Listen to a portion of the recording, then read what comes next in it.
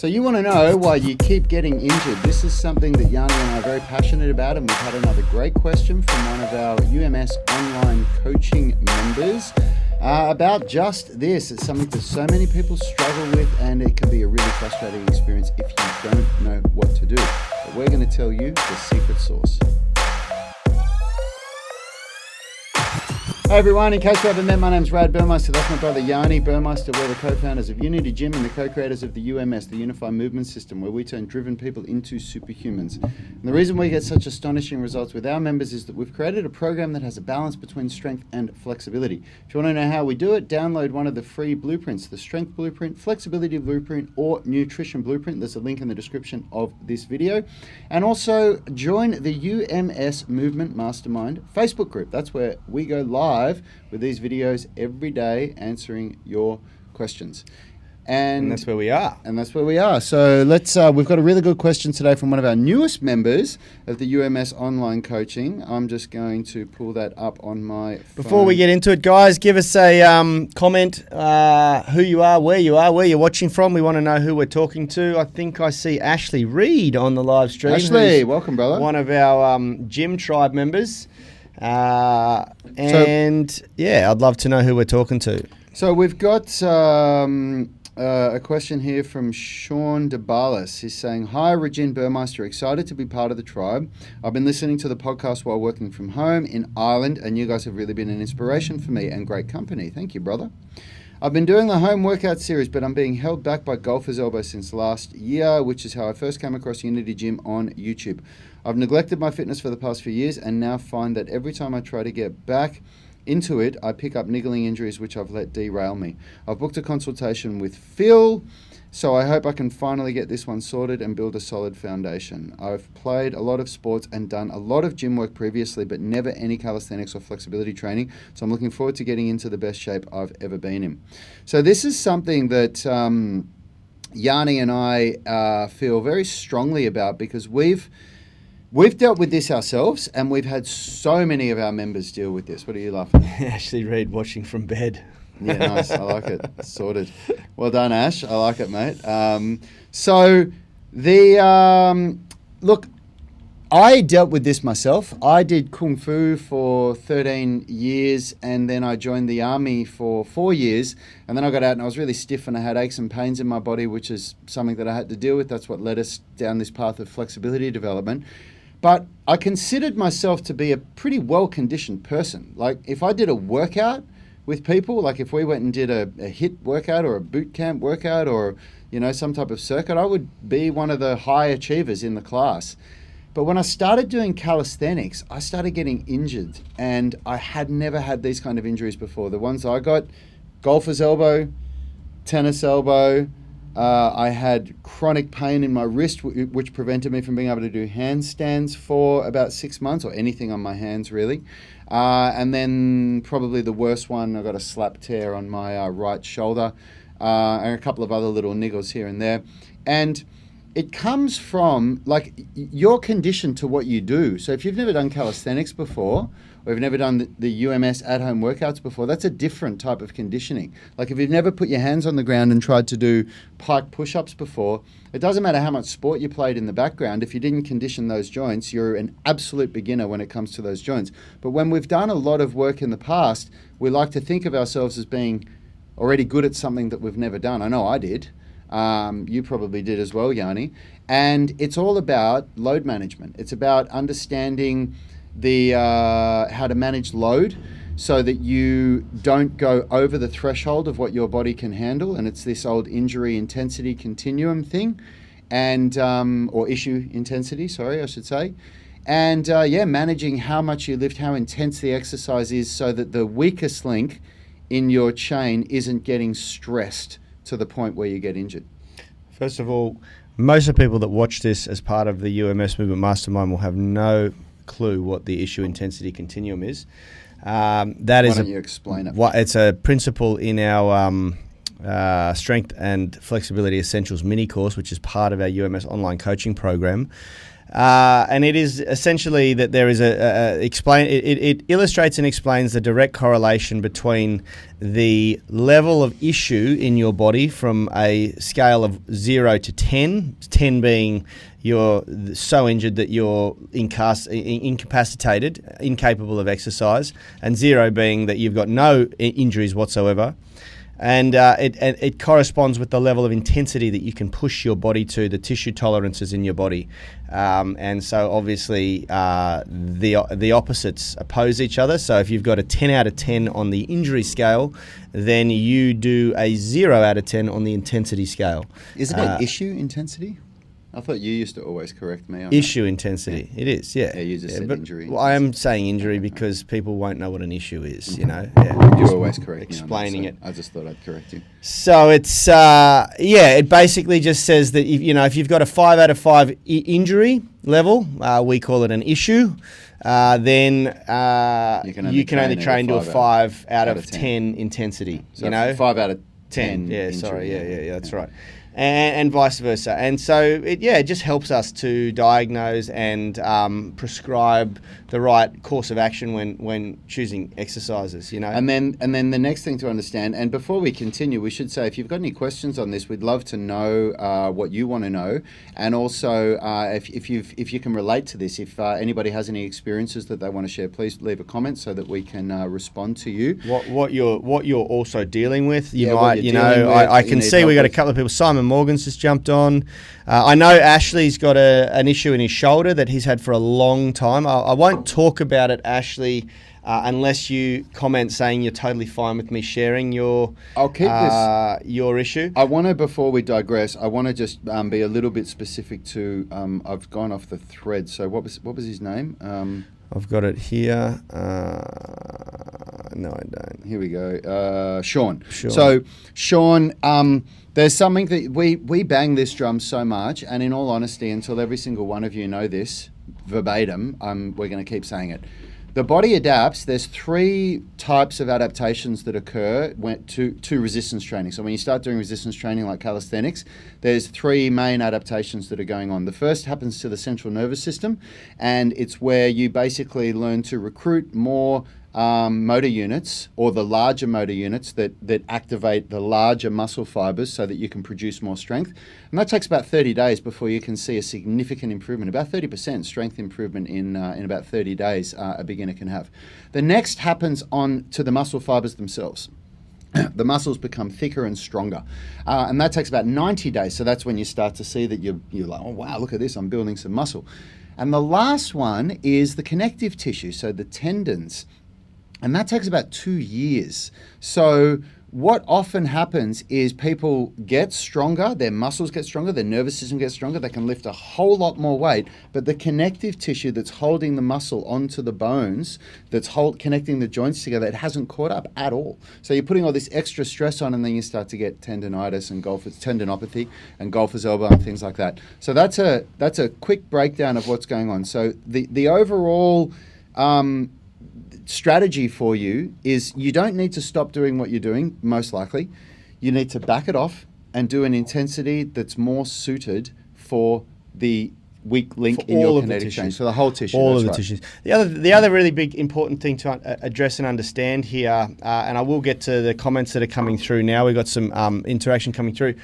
The other thing to understand is that what you've done in the past, for me it was when I first started to really train in the gym, it was boxing. I had boxed quite competitively, very consistently, very frequently, like 6 days a week. We even did cardio training, running and hill sprints and things on Sundays, so 7 days a week, but it wasn't specific to boxing on Sunday.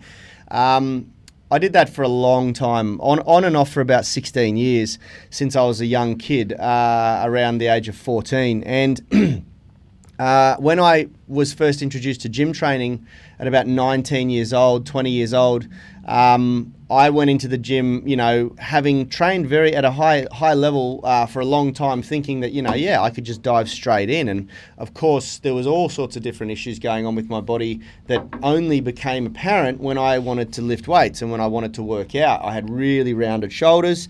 I had horrible, what's referred to as upper cross syndrome, sort of tight pecs, weak trapezius, rhomboids, levator scapula, those muscles that keep the shoulders back in place.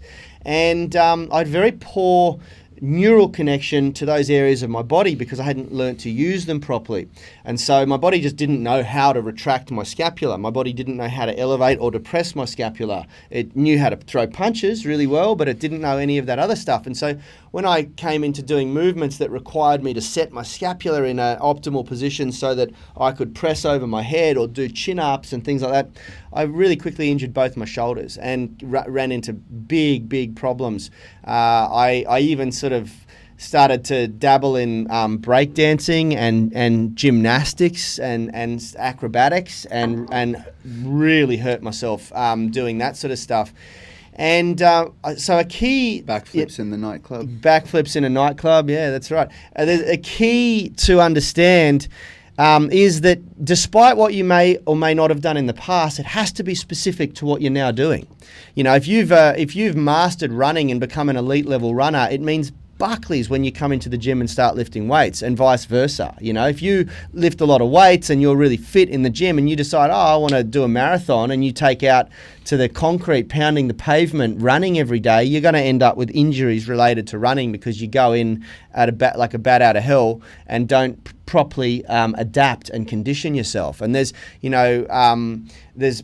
like fundamental things that need to occur in both circumstances to allow those connective tissues and the deeper tissues to remodel and catch up to what the nervous system can do, what the cardiovascular system can handle in the case of doing running or something like that, especially like going from regular gym training or martial arts in Rad's case to doing calisthenics. It puts different demands on the body, and therefore the body starts at square one again. And this is the big problem that we fuck up, pardon my language.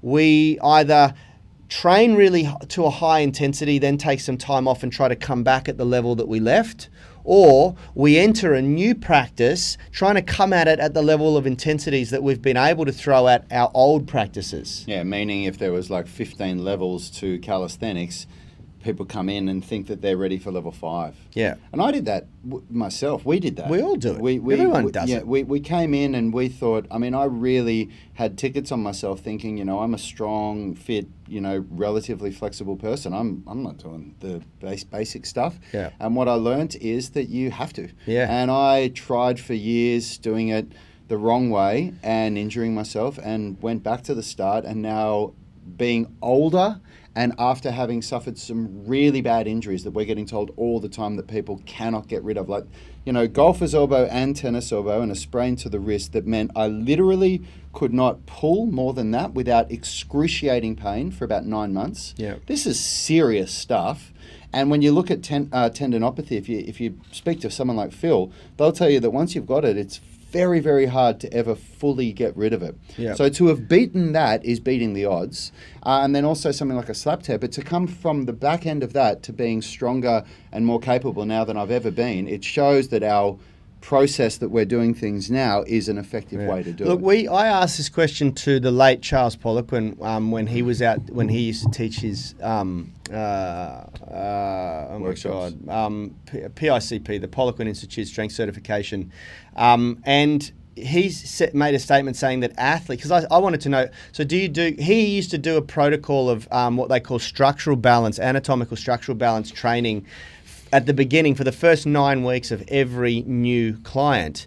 And I said, what about if you get an athlete, like a really trained athlete? And he said, athletes need it more than anybody. Yeah. And the reason is because athletes, and we've seen it here, elite level rugby league players have come in here, and they're the worst because they are so elite at their sport and so specialized that when you introduce specific strength training, their body still needs to adapt. They're going to have stronger tissues in areas of the body that you and I have, but in other areas of the body they're going to be as weak as anyone else, and they're going to have as poor, Even weaker. even weaker, and they're going to have as poor neural patterns as anyone else when they take to new movements that they've never done before, but their mindset is geared to at an elite athlete level. So they don't want to come in and do the beginner stuff anymore. They feel like they've surpassed that. And, rightly so. A lot of them have earned the right to have that ego, But unfortunately, their bodies will say otherwise. They won't agree with the ego. And so, Charles used to say all of his elite level athletes come in and start doing remedial training, despite what they've achieved, accolades. And he was talking about gold medal athletes, starting them off in remedial, like our foundations. Our foundations program is pretty much taken directly from the two people I learnt the most from for S&C, strength and conditioning, which was Charles Poliquin and Tony Battaggi. And it's a hybrid version of both of their programs, that we've adapted to our gym because we don't have we've adapted it to our split. To our training program, our training system, But that's who we learnt it from, And these guys are beasts at doing this sort of stuff. Now, this is the thing that most people get wrong. Yeah. They come into their training with an ego, and they come in with a set of beliefs based on what they've done before. And, you might have achieved high levels of success in what you were doing before, but it doesn't mean much when you introduce new stimulus. And it's probably one of the hardest things that you'll ever go through if you're somebody that's passionate about training, because it's so hard to get rid of the ego. And if you've been training for, 5, 10, 15, 20 years, and then you come in and you actually really take that humble pill where you think to yourself, wow, what I thought I was going to be able to do as a beginner is actually going to take me 2 or 3 years to be able to even do that. Yeah. And that is one of the hardest things that so many people have to do. And it really comes down to identifying your weak links and then training your weak links, not training your ego. It's about training you versus you. Yeah. That's the hardest thing. And I'll share, because Ashley said it's okay if I share his story a bit. Ashley's a great example of someone who's battled an issue for years.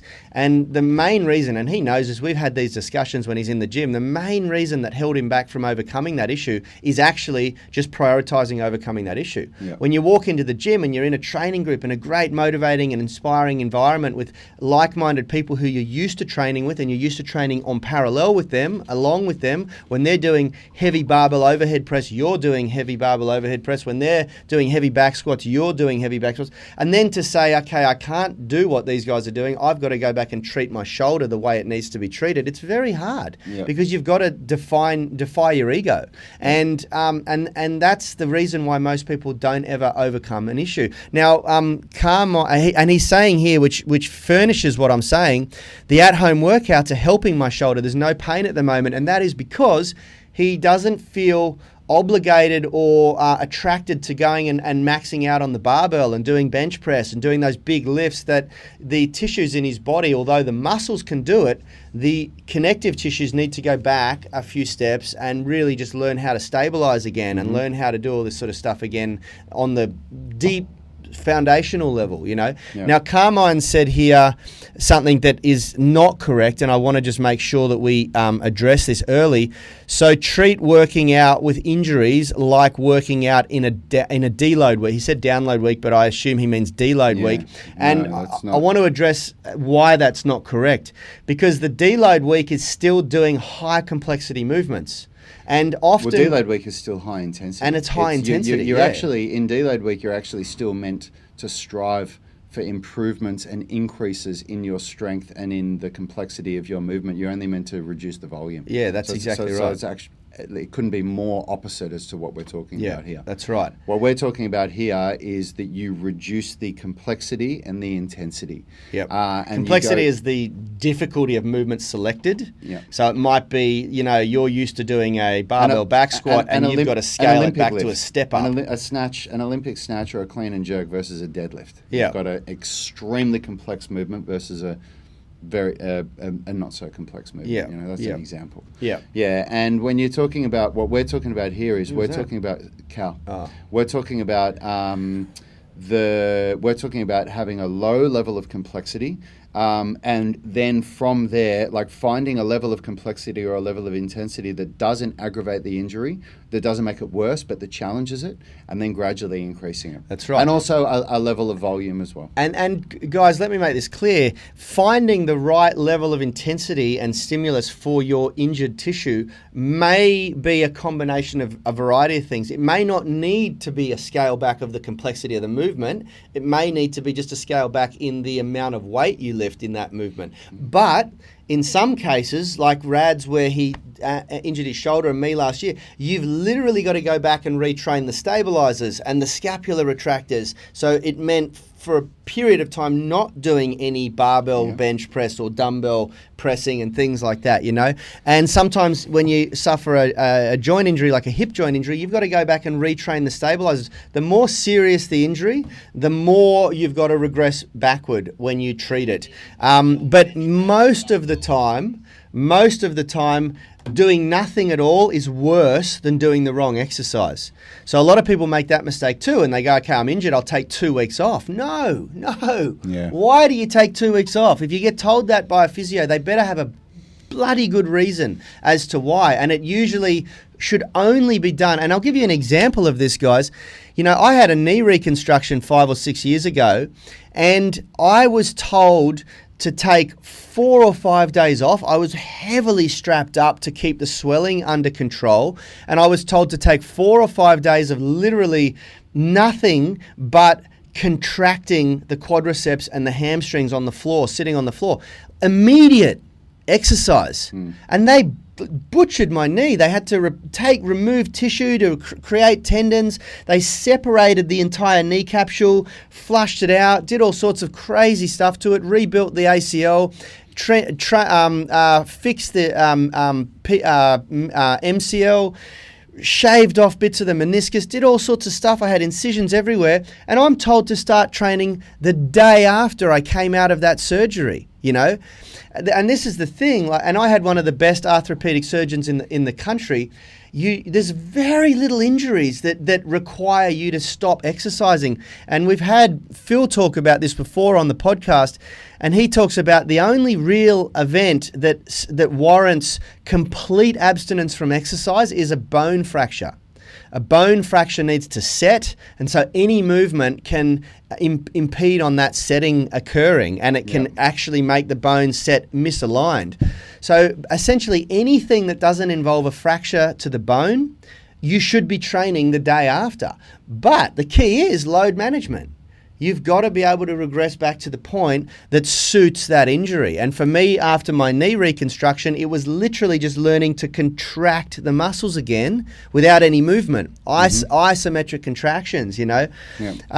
Alec is saying here, so you could aim for a personal record in lift while in deload week? Yeah, you could. Absolutely. In fact, you should. Yep. You should be. And Steve Kavanagh is saying, I can run a marathon with no training because I have done it for years. Doing other stuff like weights and this scapular stuff is so hard. Also a huge imbalance. Yeah, that's exactly what we're talking about. And, you know, on the contrary, you have people that never run, and all of a sudden they've never run, or they haven't run for 20 years, and now they're in their 50s, and they say, oh, I'm going to start running, and they go, I'm just going to run 5Ks. Yeah. And they do one run, and they tear their hamstring or can't walk properly. Guys, I'm going through this right now. I've just started running again, and I used to run heaps when I was boxing. I used to log kilometre after kilometre after kilometre every week, and it was a mix of sprints, stair climbs, distance running, everything. But I haven't run for about 15 years consistently, and so I've literally started by doing 2Ks. I run from my house in Lavender Bay down to the water and back. I go downhill to get to the harbour, uphill to get up. It takes me about 14 or 15 minutes at the moment, and that's literally all I'm doing to condition my legs again, and I'll slowly build that up, and I run at a very low intensity, you know, like I'm just plodding along. I'm not absolutely belting it. Do I feel like I could go harder? Absolutely. Do I feel tempted to go, I'll run across the bridge today and log a 5K or a 7K? Of course I do. but I will end up with issues in my legs. I'm 92 kilos at the moment. I've never run at that weight. When I used to box, I was 81 kilos. You know, I'm 11 kilos heavier than I used to. That's a lot more stress on my joints and my ligamentation system than I've ever had to endure running. So I'm starting really slow, and I'm going to slowly increase it. And of course, I'll be doing 10K runs in a few months. But, you know, I mean, even my partner, Kalisha, she's doing like 5 to 7K runs. And I was like I couldn't even go for a run with her because I'd be tempted to run with her. But it would just destroy me, you know. You've got to build up to it slowly and progressively, and you've got to run to the level that suits your weakest link, your weakest tissues in the body. You know, my legs. I'm going to go out and do reps at 160 kilos on the squat today. My legs are strong as, you know, my core is very strong, but for running, absolutely not. I don't have the conditioning in my tissues, in my ankles, in my knees. You know. Mm-hmm. Yeah, for sure. All right, guys. Well, thanks for tuning in today. And is that all we're doing? Yeah. We're done. Oh. Yeah. All right.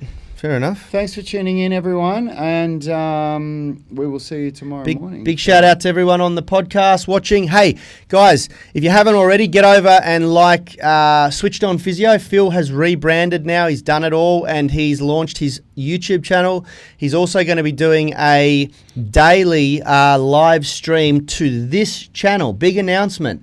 And he's going to be answering your questions on injury management and injury. So very exciting. Look out for that. I think he's going live 3 p.m. in the afternoon Sydney time, Australian Eastern Standard Time.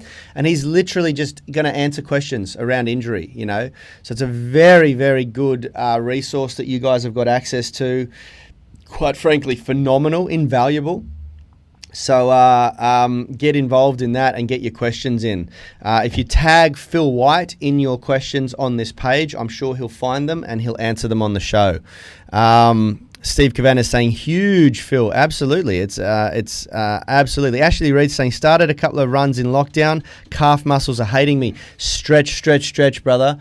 You have to loosen up. My calves and especially my soleus and my ankles are feeling it too. You have to make sure you keep your flexibility up. Otherwise, when you come back into squat, you'll have really, really affected negatively your ability to squat.